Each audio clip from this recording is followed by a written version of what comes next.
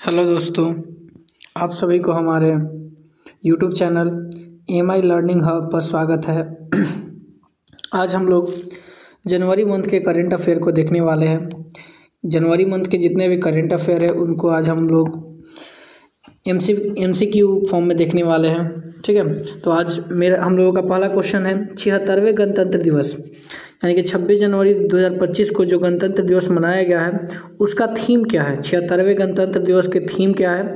तो अगर देखा जाए 76वें गणतंत्र दिवस तो इसका थीम है स्वर्णिम भारत विरासत और विकास, यानी कि पहले क्वेश्चन का आंसर हम लोगों का क्या हो जाएगा? ए। ठीक है, अगला क्वेश्चन हम लोग देखते हैं। अगला हम लोगों का क्वेश्चन है 18वीं प्रवासी भारतीय दिवस 2025 का आयोजन किस शहर में किया गया था? अब देखिए, प्रवासी दिवस के बारे में कहा जाए तो प्रतिवर्ष 9 जनवरी को हम लोग प्रवासी दिवस मनाते हैं। इसका कारण क्या है? तो कारण यही है कि 9 जनवरी 1915 को महात्मा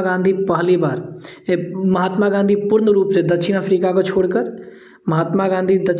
छोड़कर 9 जनवरी 1915 को जो है ना भारत आए थे। और उसी दिन यानी कि 9 जनवरी को हम लोग क्या मनाते हैं? प्रवासी दिवस। और हर साल प्रवासी दिवस मनाया जाता है। इस वर्ष 18वां प्रवासी दिवस मनाया गया है और यह प्रवासी दिवस जो है ना यह मनाया गया है उड़ीसा के शहर भुवनेश्वर में। उड़ीसा के कहाँ? भुवनेश्वर में। यानी कि 2 नंबर क्वेश्चन का आंसर हम लोगों का क्या हो जाएगा? बी। अगला हम लोग क्वेश्चन देखते हैं 3 नंबर। इसरो का स्पारडेक्स मिशन किस प्रक्षेपण यान द्वारा लॉन्च किया गया था? यानी कि इसरो के द्वारा एक प्रक्षेपण यान लॉन्च किया गया था। जो किसके द्वारा था? देखिए, यह जो है ना PSLV C60 है। इसका पूरा नाम है PSLV C60। ठीक है, इसके द्वारा लॉन्च किया गया है। यानी कि तीसरा क्वेश्चन का हम लोग का आंसर क्या हो जाएगा? ए। ठीक है, 4 नंबर क्वेश्चन हम लोग देखते हैं। 4 जनवरी 2025 में जम्मू कश्मीर में निर्मित जेड-मोड़ सुरंग की लंबाई कितनी है? तो अगर देखा जाए कि जम्मू कश्मीर में जेड-मोड़ सुरंग बनाया गया जिसका वर्तमान में नाम सोनमर्ग सुरंग है। वर्तमान में इसका नाम क्या है? सोनमर्ग सुरंग। ठीक है, और इसकी अगर लंबाई के बारे में अगर कहा जाए तो इसकी जो लंबाई है 6.5 किलोमीटर। यानी कि जो सोनमर्ग सुरंग है जिसे जेड-मोड़ सुरंग भी कहा जाता है, इसकी लंबाई कितनी है? 6.5 किलोमीटर। अगला क्वेश्चन 5 नंबर देखते हैं। 76वें गणतंत्र दिवस पर सेना में सर्वश्रेष्ठ मार्चिंग टुकड़ी का पुरस्कार किसे मिला है? अब देखिए, गणतंत्र दिवस के अवसर पर जो है ना झांकियाँ निकाली जाती है और यह झांकी जो है ना यह सभी राज्यों के द्वारा निकाली जाती है। अब अगर कहा जाए इस बार जो है ना अगर राज्य में सबसे नंबर 1 पर आया यूपी राज्य को जो है ना सर्वश्रेष्ठ झांकी का पुरस्कार दिया गया है। और यूपी के द्वारा जो है ना यह कुंभ मेला का जो है ना आयोजन जिसका आयोजन प्रयागराज में हुआ था उसके आधार पर ही यह झांकी बनाई गई थी। जिस कारण जो है ना कुंभ मेला के आधार पर ही यूपी जो झांकी बनाया था इसके आधार पर यूपी को सर्वश्रेष्ठ झांकी का पुरस्कार मिला है। जबकि अगर सेना के बारे में कहा जाए तो सेना जो है ना जम्मू कश्मीर अगर सेना के बारे में कहा जाए तो जम्मू कश्मीर राइफल को जो है ना यह पुरस्कार दिया गया। यानी कि 5 नंबर क्वेश्चन का आंसर हम लोगों का क्या हो जाएगा? सी। अगला क्वेश्चन हम लोग देखते हैं 6 नंबर। 8वां प्रवासी भारतीय दिवस कब आयोजित किया गया है? तो देखिए, ऐसे तो इसका आयोजन जो है ना 9 जनवरी को होता है, लेकिन मनाया जाता है प्रवासी भारतीय दिवस 9 जनवरी को। लेकिन यह जो है ना 8 से 10 जनवरी जो है ना इसके बीच का आयोजन हुआ है और इसका उद्घाटन प्रधानमंत्री मोदी के द्वारा, जबकि समापन जो है ना वह किया गया था भारत के राष्ट्रपति द्रौपदी मुर्मू के द्वारा। तो 6 नंबर क्वेश्चन का आंसर हम लोग का क्या हो जाएगा? ए। 7 नंबर 18वें प्रवासी भारतीय दिवस का आयोजन कहाँ किया गया है? तो अगर देखा जाए 18वें प्रवासी भारतीय दिवस का आयोजन अभी हम शुरू में बताए थे कि भुवनेश्वर और कहाँ हुआ था? उड़ीसा भुवनेश्वर में। ठीक है, तो 7 नंबर क्वेश्चन का आंसर क्या हो जाएगा? ए। 9 नंबर 7 नंबर क्वेश्चन का आंसर क्या हो जाएगा? ए। देखिए, 7 के बाद यहाँ पे होना चाहिए 8, लेकिन हम लोगों का नंबरिंग थोड़ा सा गलत हो चुका है। 9 नंबर है 8वें प्रवासी। देखिए, अगला क्वेश्चन है 8वें प्रवासी भारतीय दिवस का मुख्य विषय। 18वें जैसे अभी हम देखे थे शुरू में क्या कहा जाता है? गणतंत्र दिवस का विषय। वैसे ही अगर प्रवासी भारतीय दिवस का विषय देखा जाए तो यह विषय विकसित भारत में प्रवासी भारतीयों का योगदान। यानी कि 9 नंबर क्वेश्चन का आंसर क्या हो जाएगा? बी। आगे देखा जाए 10 नंबर, युवा प्रवासी भारतीय दिवस का अध्यक्षता किसने किया था? तो अगर देखा जाए युवा भारतीय प्रवासी जो है ना, इसकी अध्यक्षता किया गया था मनसुख मांडविया द्वारा। किसके द्वारा किया गया था? मनसुख मांडविया के द्वारा। ठीक है। अब अगर कहा जाए कि युवा भारतीय प्रवासी दिवस कब मनाया जाता है, तो युवा भारतीय प्रवासी दिवस 8 जनवरी को। देखिए, अगर आपसे क्वेश्चन पूछे कि प्रवासी भारतीय दिवस कब मनाया जाता है, तब मनाया जाता है 9 जनवरी को। 9 जनवरी को केवल और केवल प्रवासी दिवस। लेकिन अगर युवा प्रवासी दिवस कहा जाए तो यह कब मनाया जाता है? यह मनाया जाता है कब? 8 जनवरी को। ठीक है। अगला हम लोग क्वेश्चन देखते हैं। 8वां प्रवासी भारतीय दिवस सत्र में सम्मानित अतिथि कौन थे? यानी कि 18वां प्रवासी भारतीय दिवस के जो है ना अतिथि किसे घोषित किया गया था, यानी किसे बुलाया गया था? तो अगर अतिथि के बारे में कहा जाए तो अतिथि थे देवप्रंग। ठीक है। यानी कि अगर 11 नंबर क्वेश्चन का आंसर हम लोगों का क्या हो जाएगा? सी। लेकिन अगर अंतर्राष्ट्रीय पूछे कि अंतर्राष्ट्रीय अतिथि किसे घोषित किया, किन्हें बुलाया गया था, तो क्रिस्टालिन कार्ला कांगलू। ठीक है। क्रिस्टालिन कार्ला कांगलू जो टोबैक और त्रिनाद जो है ना वहाँ के राष्ट्रपति थे। तो अगर कहा जाए कि अगर प्रवासी भारतीय दिवस के उद्घाटन सत्र में सम्मानित अतिथि कौन थे, तो देवप्रांग। लेकिन अगर वही क्वेश्चन पूछे, इसे देखिए 12 नंबर हम लोगों का क्वेश्चन है कि 18वें प्रवासी भारतीय दिवस के अंतर्राष्ट्रीय मुख्य अतिथि कौन थे, तो वह कौन थे? क्रिस्टालिन कार्ड कांगलू। ठीक है। यानी कि 12 नंबर क्वेश्चन का हम लोग का आंसर क्या हो जाएगा? सी। ठीक है। अगला हम लोग देखते हैं 13 नंबर क्वेश्चन। हम लोगों का 13 नंबर क्वेश्चन है 18वें प्रवासी भारतीय दिवस का समापन में कौन उपस्थित था? अब देखिए, अगर उद्घाटन में पूछे, तो उद्घाटन जो है ना, उद्घाटन किया गया था किनके द्वारा? प्रधानमंत्री मोदी के द्वारा। लेकिन अगर कहा जाए समापन, तो समापन के समय कौन थे? राष्ट्रपति द्रौपदी मुर्मू। यानी कि समापन के समय कौन थे? राष्ट्रपति द्रौपदी मुर्मू। ठीक है। 13 नंबर क्वेश्चन का आंसर क्या हो जाएगा? सी। अगला हम लोग क्वेश्चन देखते हैं 14 नंबर। इसरो के स्पेस डे मिशन में किस रॉकेट का उपयोग किया गया था? अभी देखिए, अभी ये जो क्वेश्चन है ना, यही क्वेश्शन दोबारा है और यहाँ जो क्वेश्चन है इसी का भी आंसर क्या हो जाएगा? PSLV C60। यानी कि सी गो नहीं, सी यहाँ पे 6 है, 60 है, 60। ठीक है। तो 14 नंबर क्वेश्चन का हम लोग का आंसर क्या हो जाएगा? ए। आगे देखिए 15 नंबर क्वेश्चन हम लोग का यहाँ है। 15 नंबर क्वेश्चन कहाँ पे हम लोग का? यहाँ है।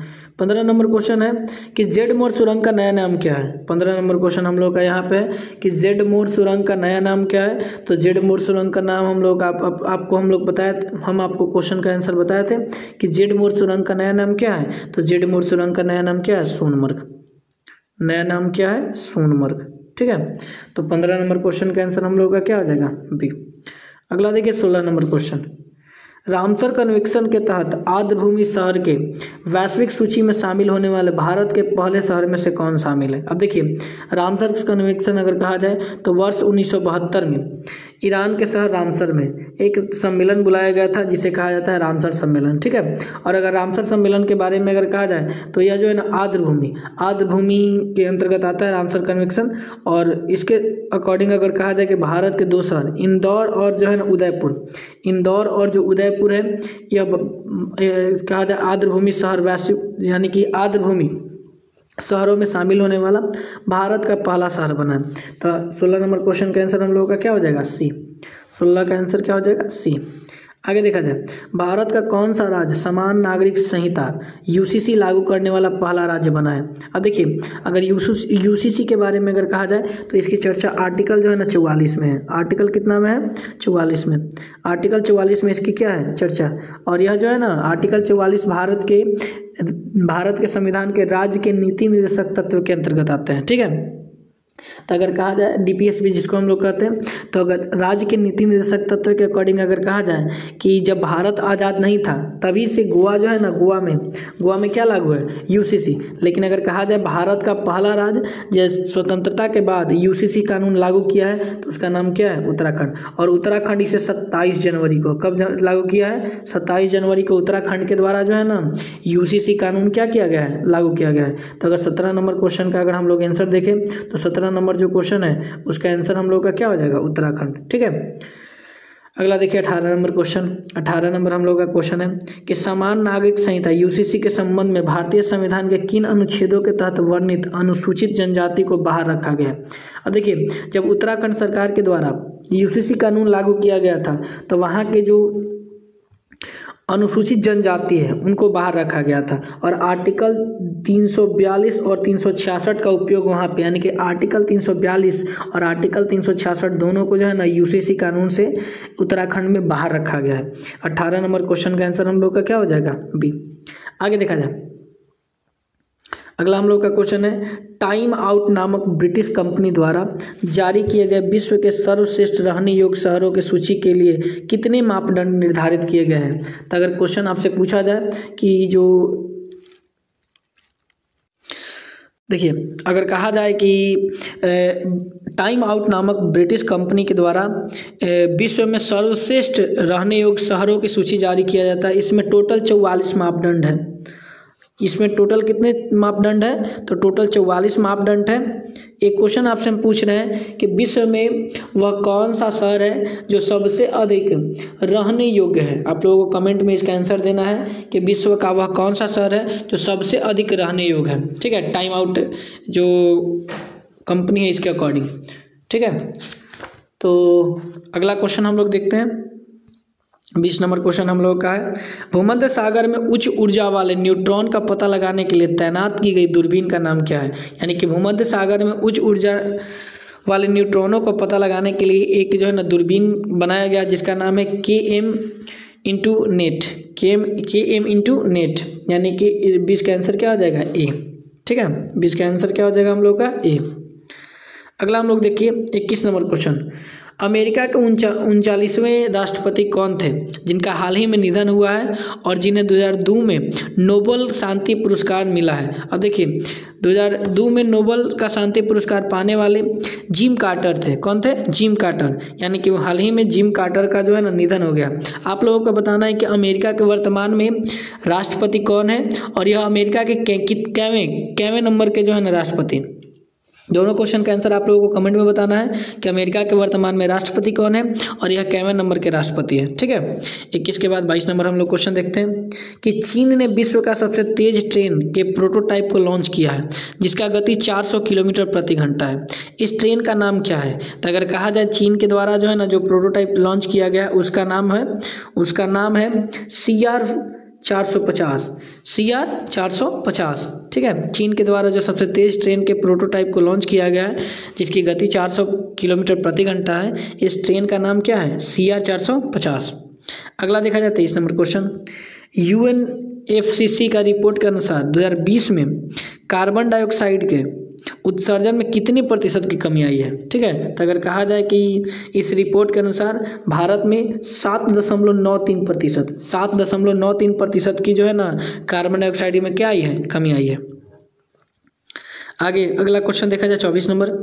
भारत सरकार द्वारा सकल घरेलू उत्पाद की गणना के लिए आधार वर्ष क्या घोषित किया गया है। यानी कि GDP जिसे हम लोग ग्रॉस डोमेस्टिक प्रोडक्ट यानी कि सकल घरेलू उत्पाद कहा जाता है, 2022-23 को किसे घोषित किया गया है, 22-23 को।